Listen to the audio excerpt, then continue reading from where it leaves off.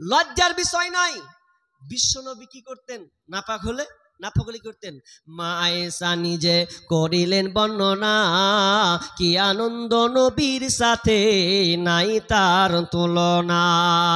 মধুর জবানে ডাকেন রাতের মাঝেতে, মধুর জবানে ডাকেন রাতের মাঝেতে, উঠো গোসল করিব মোরা একসাথে।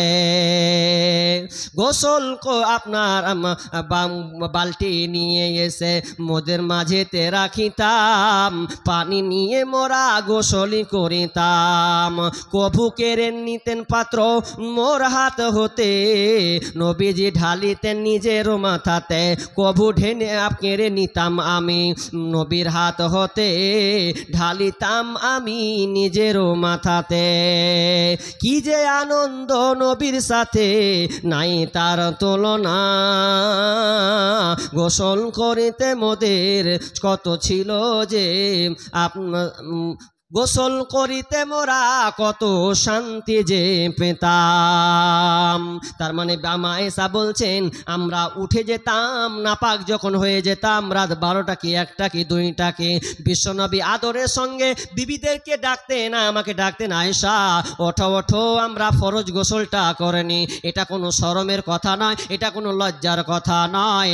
আপনি নাপাক আছেন, বরং তাড়াতাড়ি করে, একজন আপনি ইমানদার মানুষ, তাড়াতাড়ি যখন আপনার সময় হয়ে গেছে তাড়াতাড়ি করে আপনি অপবিত্র থেকে পবিত্র হয়ে যাবেন। এটা হচ্ছে ইমানদারের কাজ। অতএব বিষ্ণু বললেন নাপাকির গোসল করা। অতএব আপনি আপনাকে বা মা বোন সকলকে বলতে চাই, এটা নিয়ে কোনোদিন ঢিলা আপনি করবেন না।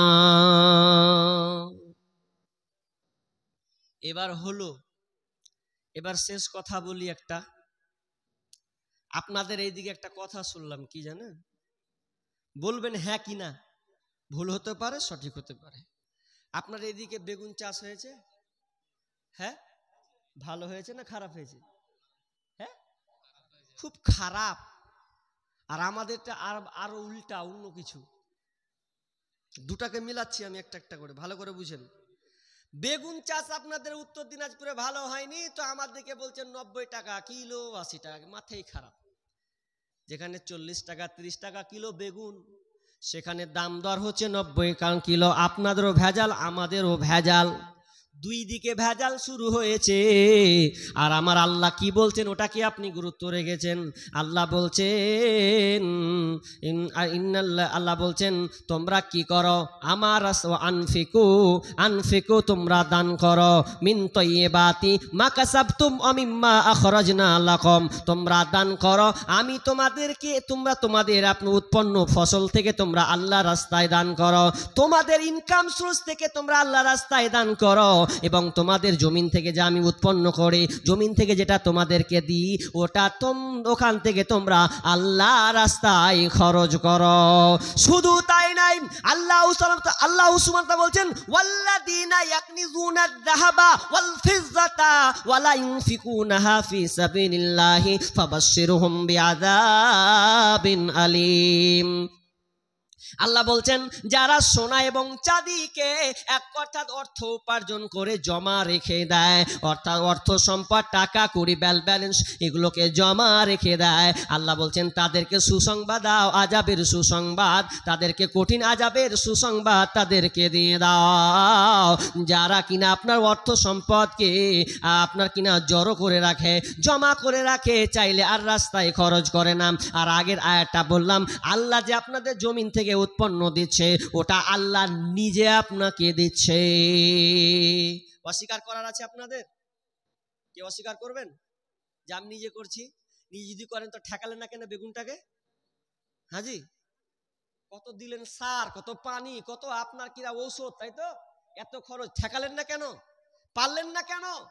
প্রত্যেক বছর তো পান, এখন কেন পেলেন না? কি ফল ছিল? আল্লাহ বলছেন পরীক্ষা পরীক্ষা, সব জমাচ্ছ। আর আমাদের মুর্শিদাবাদ সুতি থানা শামসেরগঞ্জ, দুই জায়গায় আমাদের বাড়ি।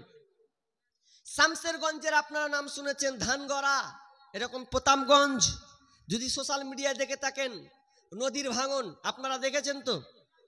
নদীর ভাঙন কেন হলো? শুধু বলছেন মাটি নরম, বাঁধ বাঁধা নেই, এই জন্যে আমি ওখান থেকে ছোট থেকে বড় আমি জানি কেন কি কারণ হাদিস থেকে আপনাকে ব্যাখ্যা বুঝবে হাদিস থেকে প্রমাণ করব আমি এটা আমার বিষয়ে আলোচনাও আছে নদীর ভাঙন কেন হলো সব বলবে এটা সরকার টাকা মারছে নদীর ভাঙন বাঁধে না এই জন্য বন্ধুরে না না না ওই জমিনগুলোতে আপনার কিনা চাষ হতো জমিন ফ্রি আপনার কিনা আনলিমিটেড সরকারের পড়ে আছে অনেকে কারো জমি ছিল কিন্তু ঠিক মতন চাষ করতো কিন্তু আল্লাহ রাস্তায় ঠিক মতন তারা দান করতো না শুধু তাই নয় তারা আপনার কিনা ওখানে আপনার মদ খাওয়া হতো ডিজে বাজতো পিকনিক হতো কেউ মানা করতো না অথচ বিষ্ণু বলছেন খাসফুন মাসকুন কাজফুন হাদিসে তো আছে হাদিসে আছে ইদা সারিমুল খামর ওয়াত্তাখাযুল কায়নাত ওয়া দারাবু বিল মাযিব যখন আপনার কিনা শরাব পান করবে